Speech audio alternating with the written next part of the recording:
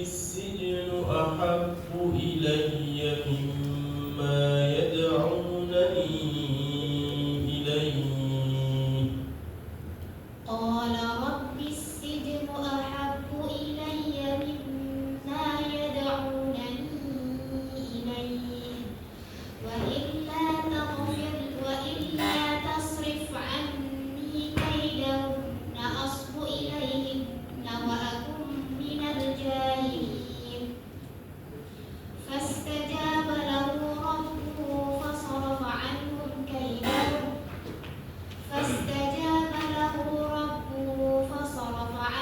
كيدهن إنه هو السميع العليم. ثم بدا لهم من بعد ما رأوا الآيات ليسجننه حتى حين. ودخل معه السجن فتيان قال أحدهما إني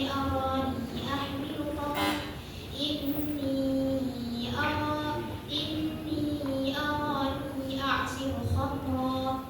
وقال الآخر إني أراني أحمل فوق رأسي خبزا تأكل الطير منه نبئنا بتأويله إنا نراك من المحسنين. والذين يتوفون منكم ويذرون أزواجا يتربصن بأنفسهن والذين يتوفون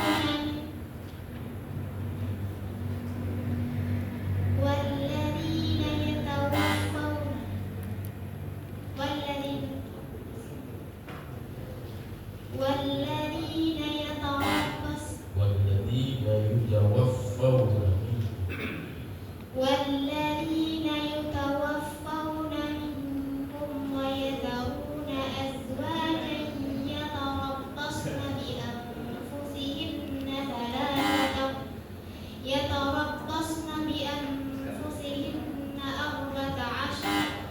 يتربصن بأنفسهن أربعة أشهر. والذين يتوفون منكم ويذرون أزواجا يتربصن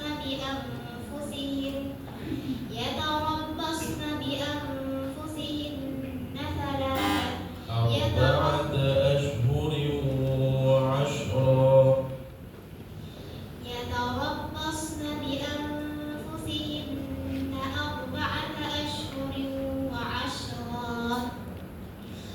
فإن خرجن فلا جناح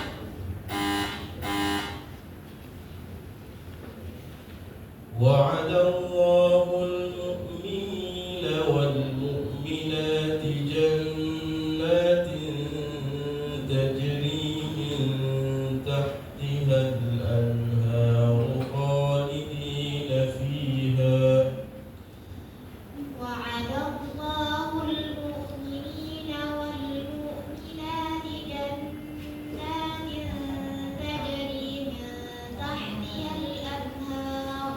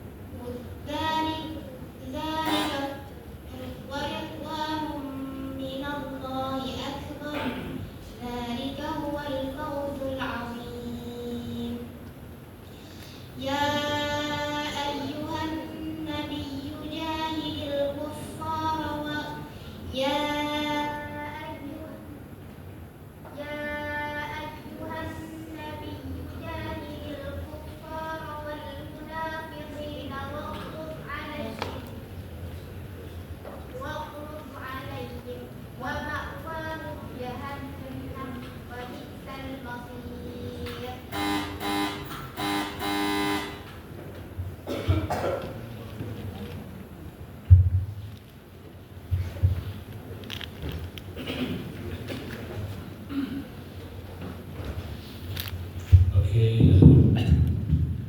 we continue to tafsir of English. Open chapter Yusuf, verse 100.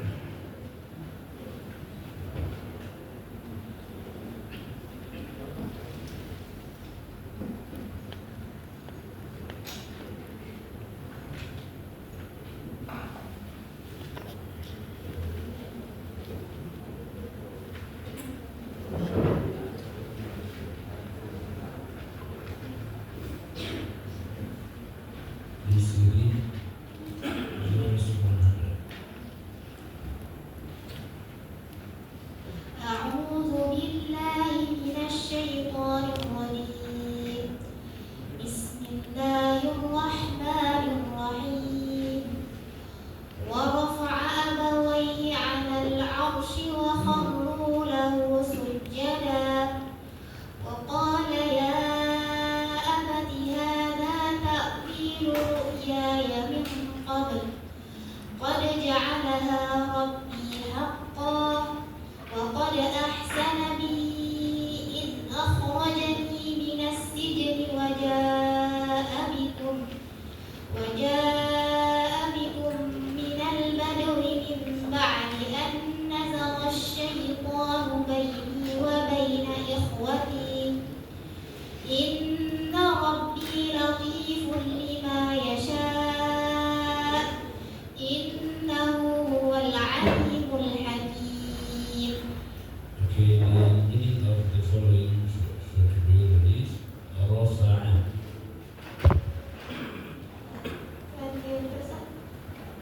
ورفع Raise, العرش soar,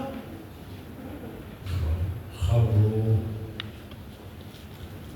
fell down, سجدا prostrate, رؤياي.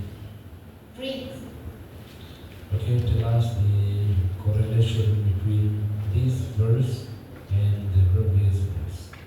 The correlation between this verse and the previous one. This verse is still the continuation about the story of Yusuf. In the previous one, in the first 99, then talk about story of Yusuf when their parents and family come to Egypt. And the first 100, that their family has come to Egypt and he raised their family and welcomed them to Egypt and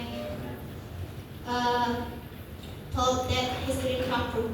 Okay, now please explain this verse. Bismillah. This verse talk about the story of Yusuf when their parents and brothers has come to Egypt. So when they arrived in Egypt, ورفع أبويه على العرش, and Yusuf raised his parents above the throne. Abawahi. Abawahi here means his according to Imam Asudi and Abdul Rahman said Abawahi here is mean his father and his aunt. But according to Imam Ibn Jarir, Abawahi here means his father because their father and mother, his father and his mother were left at the time. But and then وَخَرُّوا لَهُ سُجَّدًا, and then they fell down to Yusuf and prostrate to him. In that law, then allowed to prostrate to the mankind, but in the law of in our law, in the law of our Prophet Muhammad SAW, we prohibited to prostrate to the mankind. وَقَالَ يَا أَبَتِ هَذَا تَأْوِيلُ رُؤْيَايَ مِنْ قَبْلُ, and then he talked to his father Yaqub. Yusuf talked to Yaqub that, oh my father, this is the interpretation of my dreams. He thought that his dream has come true. When before he ever thought that he